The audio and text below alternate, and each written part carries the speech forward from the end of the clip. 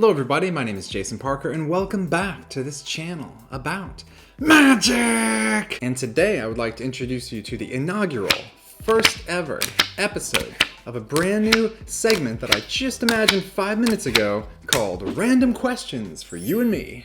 And to kick things off, our first question. If you could only speak one word today, what would you say? Comment below. And in today's reaction, we're looking at Hedne, a magician from Norway. It looks like he's going to be doing some kind of card magic. Let's just go ahead and hop right into the reaction. I'm Hedne from Norway. Ever since I was young, I had two passions, music and magic. So now I work as a choir conductor with one of the top female choirs in Norway. My local newspaper did a piece on me a few years ago. They labeled me hjernedirigent, a brain conductor, because I have a master's in experimental psychology. I published a scientific paper on intuition in problem solving where we used magic tricks. Knowing psychology has been quite an advantage because it helps me steer you towards the decisions I want you to make without realizing it. In Norway, it's quite a small magic community, but a lot of us work together really tight. Norwegians tend to be somewhat reserved, but I have some tricks up my sleeve. With a randomly selected member of our studio audience, please welcome Norway's Hedne. Yes, thank you. And thank you both so much for joining me. You know, as a magician, I sometimes have to just trust my gut instinct or intuition. But I wonder, for you, do you trust your intuition, Alison? Yes. Perfect, so you'll be great for this. Could you please just think of any of the 4 suits in a deck of cards, okay? Don't let me influence you, but just follow your... A heart. And you, sir, would you please think of a value to go with her suit? Okay, Sure. Just keep those in mind for now, and let me show you something. This is a deck of marked cards. Now, I'm telling you that it's marked because, well, you can see it. The cards are marked on the back with numbers from 1 through 52. I did that. They're marked on the front as well, you see, as per usual. The factory did that. Now, Alison, what suit are you thinking of? Clubs. Clubs, okay. And your value, sir? 10. 10. So the 10 of clubs. Okay. You don't want to change your mind or anything like that. All right, I got a couple thoughts so far. Number one, way back in his intro reel, I was thinking, wow, Norway is so beautiful. There was a scene of him overlooking this big view. And in fact, Norway is one of the countries I've never been to yet. What about you? Have you been to Norway? Tell me about how beautiful it is below. Second thing, I like his purple suit. Purple is my favorite color. Third, I love the back design. Look at those cards just glowing red. It's so cool. I'm curious if these magicians create the concept for the back design themselves or if it's helped imagined by the producers of the show. Fourth thing, I think we're on 4 now. That's cool he's studied psychology so much so he can apply it to magic. And just now I was kind of thinking like he had Alison make a selection, he had this other guy make a selection. So it seems like 2 random selections have been made, but actually it's just 1. It's just a card. But it feels even more fair, you know, because one person picked one part, one person picked another part. He's already playing mind games with us. Or maybe I'm just thinking too much. Back to the act. I'm good. I have to say, I do not envy those closest to you. Sorry, I'll tell you why. I'll tell you why. Because later tonight, in the middle of the night, you'll wake up kicking yourself, screaming.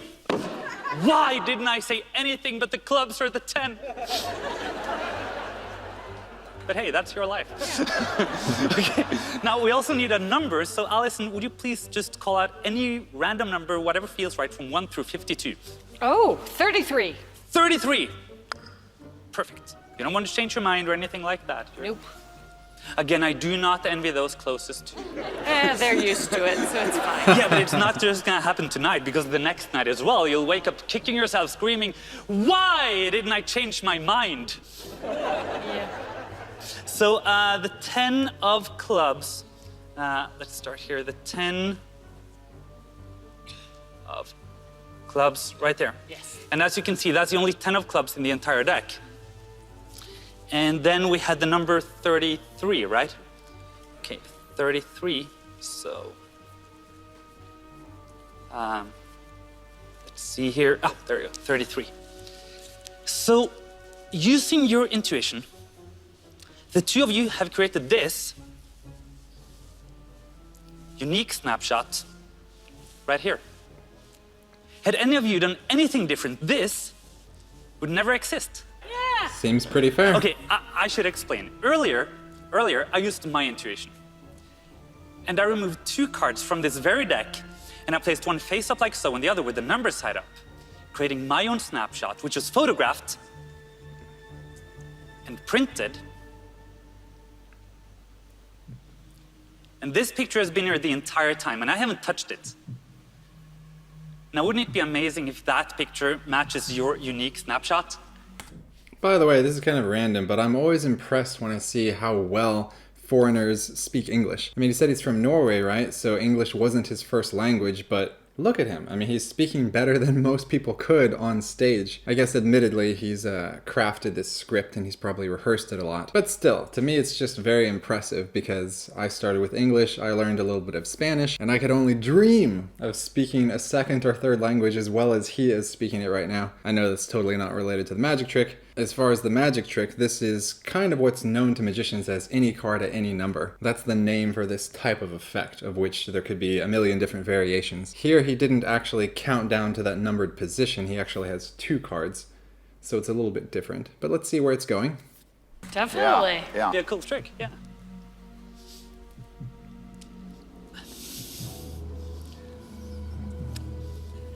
I mean, Almost.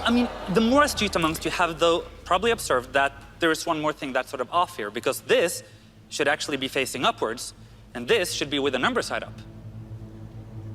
So then it would all look like Wow. this. Very nice. Thank you so much, and thank you for coming on. Thank you. Wow, ladies and gentlemen, Hedne! That was really interesting. That was very impressive. So have you always done close-up magic? For a while, I actually went on to do illusions, but I realized that lugging them around is really, really hard work. And this, and mind reading, which is what I do the most, is only requires this. So as long as I have this, I'm good to go. Yeah. And so you're like a huge deal in Norway.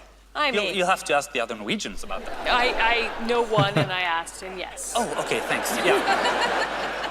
A couple of years ago, I went on the Norwegian Magic Championship, and I won the first prize in stage magic. So I'm still the reigning champion in stage magic in Norway. That's amazing. That's kind of cool. Thanks. Yeah. All right, well, let's see if you get to take a Fool Us trophy home to Norway. Alright, let me give you my thoughts before we hear from Penn and Teller. So first off, that's funny that he said he was doing big illusions and then he realized if he's doing mentalism and close-up magic, he can just have a small container in his brain to perform anywhere. In fact, that's what a lot of magicians get started doing, myself included. You enjoy doing cards and close-up magic because A, it doesn't require a huge investment in some contraption to put up on stage. B, you don't have to have anywhere to store it. And C, I actually like close-up magic better. To me, it's more impossible because it's right in front of your face, you know, rather than way up there on stage. Second point, it's interesting that he did this stage magic and now he's doing close-up because it probably makes him a more well-rounded performer. He knows how to command the stage. He's got that experience. I'm sure that all close-up magicians could benefit from having some performance time on the stage as well. Thirdly, about the magic trick, well, that was really cool. That was very, kind of has my head hurting. But when you think about it, you know, the selection that they made wasn't part of his reveal. You know, he had that photograph sitting there the whole time, and the selections that they made, those selections were not on the card, the photograph. So actually, I think I have some kind of idea now about this, even though it was really kind of like a brain punch at the beginning. Now that I had a chance to think back on it a little more, I think I understand why his smooth performance was so rough on my brain. Anyways, let's hear what Penn and Teller have got to say. Gentlemen. Wow, what a really beautiful trick. Thanks. Before I get to any of the code words or any of that, I want to talk abstractly about a really important thing in magic, that this is the best example I think we've ever seen on the show. And that is that people try to figure out the trick that they saw, not the trick that you did. It's a really important point. When people think back on the trick, they think back on what they saw, then they try to put it back together. And when we first saw that afterwards, the trick that we saw, we could not figure out. It was impossible. And the brilliant thing about this routine is that you made us see a trick that didn't actually happen. And it's amazing because the props are still laid out there. It's all crystal clear, nothing is gimmicked, totally clean, and the story is laid out there, but the story you gave us is a different story than the one we remember. And Teller and I had to walk all the way back and say, what the hell did he really do? Because what everybody in the world thinks you did and what you actually did are two different things, very thinly separated, but one is impossible to figure out, and the other one we think we did. Did that make sense to you? Did. Oh, so they saw through your trick? They saw through me. Oh. Through the veil. Yeah. All right. Thank you, though. Thank you so much, and thank you for having me. Sure. Hedne! All right, now I'll go ahead and give you my closing thoughts. First off, that was really cool the way that Penn was describing the situation, because in Magic, basically, when a spectator goes back and thinks about what you just did, the only thing they're experiencing is what's in their memory. That's where the magic lives, is in their mind. Especially when you're not doing magic on video, when it's real life magic. You can't just rewind it and play it again. You have to think back and be like, wait, he did this and then that, and then...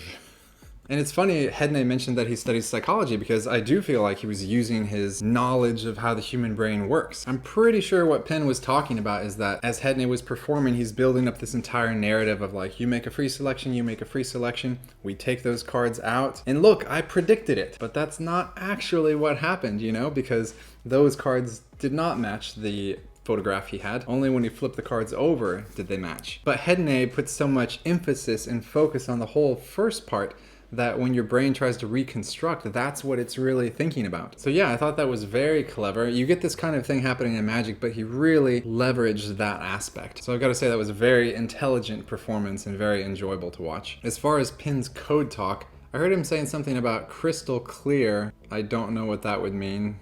Maybe it wasn't a code word. And then he said there are no gimmicks up there on the table. And I don't know about that. Maybe at the end of the performance, what was left on the table was not gimmicked. Maybe that's how he justifies that statement. But the one thing that was clear when Penn was talking about thinly or thin something, well, I don't want to expose this either. I like to protect the art of magic and just talk a little bit about it and somehow go in this gray area in between. So to speak in my own code, I could say, have you ever been to London and ridden on one of those double-decker buses, those red buses? Have you ever taken a tour through the city? If you have, you may have noticed that the cards he's using are not the normal bicycle brand. They're a different brand. And I think that's my best code talk that could relate to Penn's code talk. But at any rate, I thought it was an amazing performance by Hedne. Really enjoyed it, and I enjoyed how he crafted the whole routine. Leave a comment below. How did you enjoy Hedne's performance? And now, it's that part of the video where I read you a short story from Aesop's fable, and maybe we can learn something about life. A pearl of wisdom. We're gonna go with chapter 99. The Ass and the Old Peasant.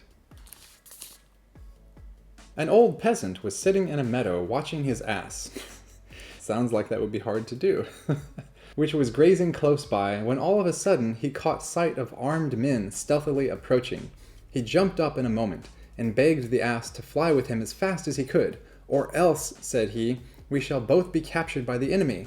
But the ass just looked around lazily and said, and if so, do you think they'll make me carry heavier loads than I have to now? No, said his master. Oh well then, said the ass, I don't mind if they do take me, for I shan't be any worse off. Good point.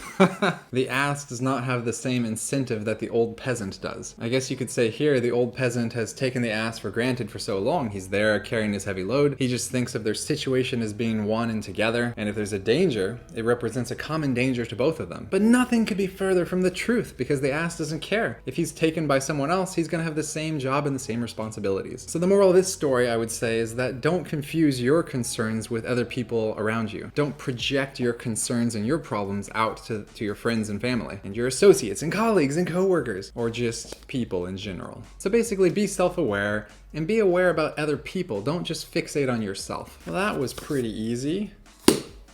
Anyways, thank you guys for being here. Thanks for watching this video. If you enjoyed it, smash like, subscribe, and all that nonsense. By the way, I did submit my audition video to Fool Us on Friday, and I'm very relieved to have that finished. And now I'm catching up to try to do these reaction videos before the week is over. So we will see what happens. Now it's a waiting game. Anyways, thanks for being here. I hope you're having a wonderful week, a wonderful day, and I'll see you next time.